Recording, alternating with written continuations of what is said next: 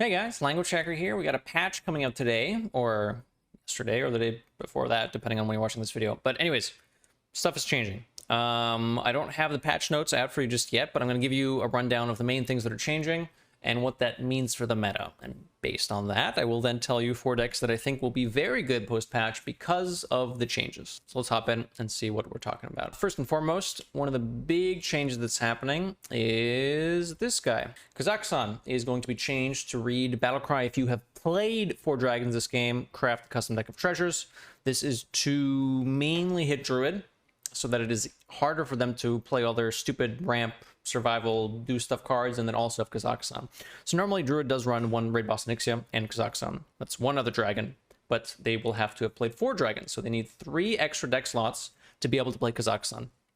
Now, if we take a look at the available dragons for Druid, you'll notice that it's, yeah, there are actually no Druid dragons, so that's a good start. Okay, we have Amalgam, Fairy Dragon, Twilight Drake, Azure Drake, Scalebane, Warder, Nas, Primordial Drake, Alex, Mali, Nyxia, Sleepy Dragon, Ysera, Deathwing, Raid Boss. Now, this is already running Druid, because it's just good, makes sense. Ramp, you have mana to spend on it. A lot of these dragons don't really make sense in Druid. So we're going to have to run, if we want to still play Kazakhstan and Druid. Some people are already not running Kazakhstan and Druid, and they're just saying, let me just kill you with the Battle Master and a couple of Naga Giants. So we're going to see Druid probably go down that path a little bit. However, I think people will tinker and try some stuff out. Amalgam the Deep, pretty cheap, 2 mana to commit to, even if you don't get the Battlecry off. If you get the Battlecry off, great, but if you don't, it still counts as a dragon, and it's cheap to weave in. You can play it on turn 2, because Druid's not doing much on turn 2 anyways, just to progress the Kazakhstan counter for late game against slower decks. And against faster decks, you're still happy playing this on turn 2 generally because it fights for board to some extent, sets you up for wild growth, nurse, etc. So I think Amalgam of the Deep will be run. Can consider Azure Drake as well. There's not that much spell damagey stuff in Druid, so I'm not inclined to think that this will be that great. Plus it costs 5 mana, which contests the 5 mana slot, i.e. Nourish, Guff, other stuff is going to want to be happening. But if you throw in 2 Amalgams of the Deep and an Nyxia, that's already 3 dragons for the restriction on Kazakhstan, so you can just find a 4th one to throw in. Also, Amalgam of the Deep, very easy to use with Scale of Nyxia, the Druid card that summons 7 2/1 whelps, because those are dragons. So on a turn where you have more mana, you can go Scale, trade, Amalgam, and then you have a 4th dragon you can play. So you could even theoretically just run 2 Amalgams of the Deep and then satisfy the condition, because the Amalgam Discover will count towards the Kazakhstan, because it's something that you will have to play. So you get an extra dragon to your hand that you can then play. So you really need only 2 slots in the deck, 2 Amalgams of the Deep, which isn't super restrictive. Now, the Druid decks are pretty tight right now. It's very, very difficult to find 2 cards to cut out. And if you do cut cards out, it'll lose consistency, which is kind of the main idea and focus, right? So 2 card slots. I'm not going to build it for you now because I have no idea what we're going to look at. I'm focusing on the decks that are going to be changing or becoming more popular because of, hopefully, a decrease in Druids. However, it's also worth noting that Miracle Growth is going to 8 mana. So it's not just the Kazakhstan change, but the Miracle Growth being bumped up to 8 mana should slow the deck down a little bit as well. So we're going to have people branching off into just good Druid stuff without Kazakhstan, which is good for the meta in general, because the slower decks can actually deal with some of those threats. Control Paladin, Control Warrior, even Control Priest, hell, could actually deal with the things that Druid is generating and then win in fatigue. So if the Druids go down that path, I think the meta will be good. However, if we do find a way to make Amalgam of the Deep work just as well as the current decks are working, it's going to be a bit of a problem, because then Druid's still going to be a control killer. Yeah, and I really hope that that's not the case. I hope that just running 2 Amalgams is not good enough. But we'll see. We will see. There are absolutely stuff you could consider cutting, right? Like Starfish is more of a tech against Shaman, which hasn't popped up too much. It's good in the mirror as well, so already that's 1 card you can kind of get out of here. And you can probably take like a 2nd Oracle Balloon, and then bam, you already have stuff, right? There's your Druid deck. Miracle Growth is going to cost 8 mana, but like, whatever. You could consider running Malygos. I've seen some people play around with this idea because it's just good card draw. Maybe you cut like a Miracle Growth and put in Malygos instead, because of the slightly less efficient card draw from the Miracle Growth, because it costs 8 mana. Honestly, it's still pretty good because it is a taunt, but theoretically you can consider running Malygos as well, or cutting something else that doesn't have the Miracle Growth. Anyways, I think Druid's still going to be pretty strong, which is a little annoying, but this, I believe, is going to become a 3 mana 3/3. slows down a lot of decks, right? Demon Hunter, Rogue, Pirate Warrior, basically any class that runs a weapon and plays this card. So that's kind of nice. General power level of this gets tweaked a little bit. I believe the Warrior Quest is getting nerfed as well. I believe they're changing it to, I don't even have it on the server. I believe they're changing it to 3 pirates, 3 pirates, and then 3 pirates, which is down from 3 pirates, 3 pirates, 2 pirates. Which means that Pirate Warrior will be slowed down even more. I think right now Rakar comes down around turn 7, and with the extra pirate being added, it'll almost always be turn 8 or later. 7 will be a fast Rakar, and 8 will be probably average, which is pretty big. A lot of games end up being really close around when Rakar comes down.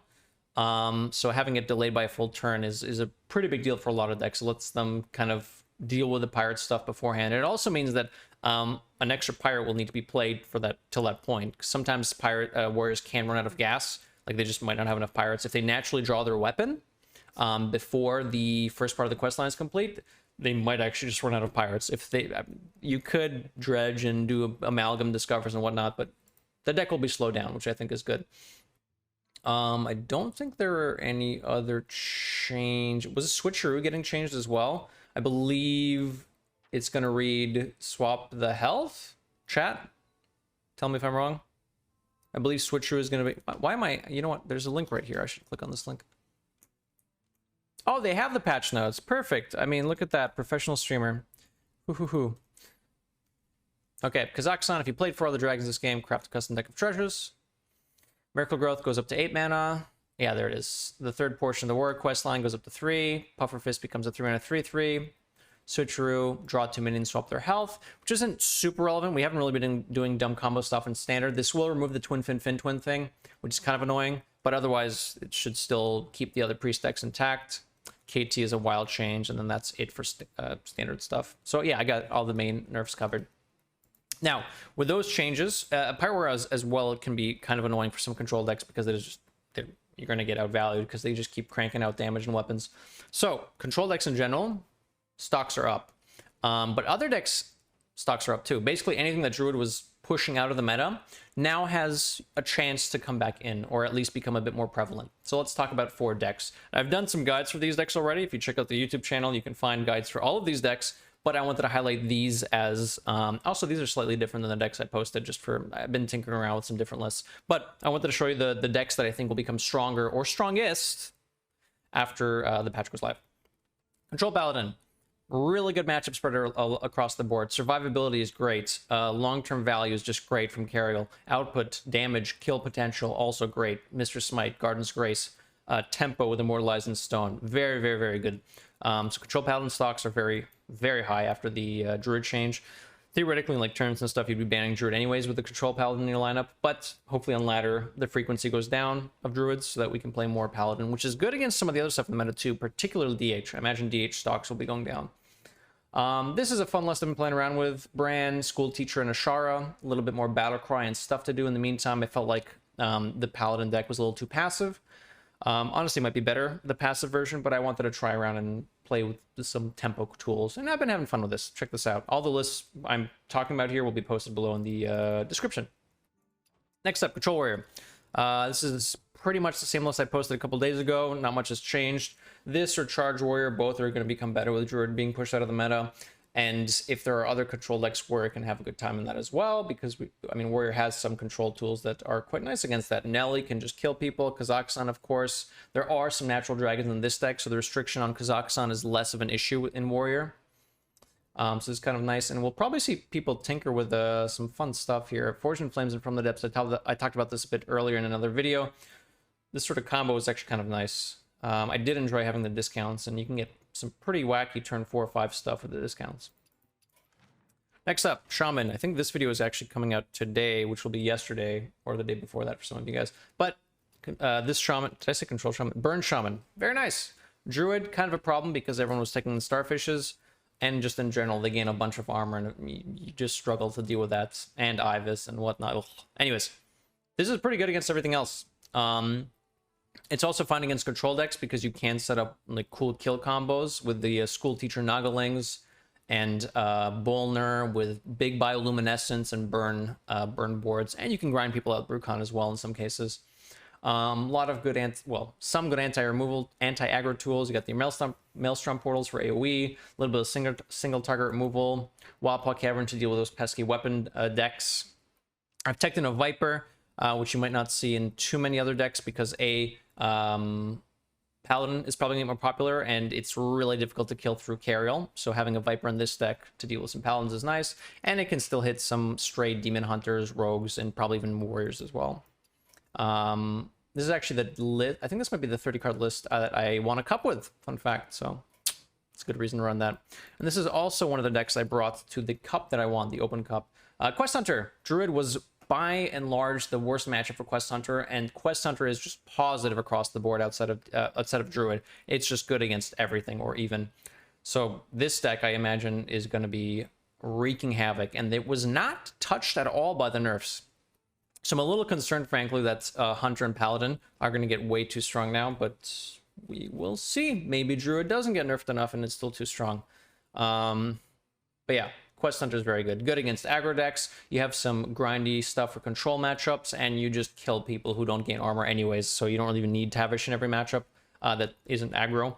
But it's an alternate game plan, which tends to be pretty good. I'm not going to talk too much about like all the synergies and stuff in this. If you want guides, all of these videos I have posted already on the channel. Check those out. This is just 4 decks to keep an eye on. Brief overview of the nerfs. Yeah, happy patch day. Hope you guys have fun. Hopefully there's not a lot of Druids. Unless you like Druid, in which case I hope you play Druid. Have a wonderful day. Don't forget to like, comment, subscribe, and I'll catch you guys for the next video.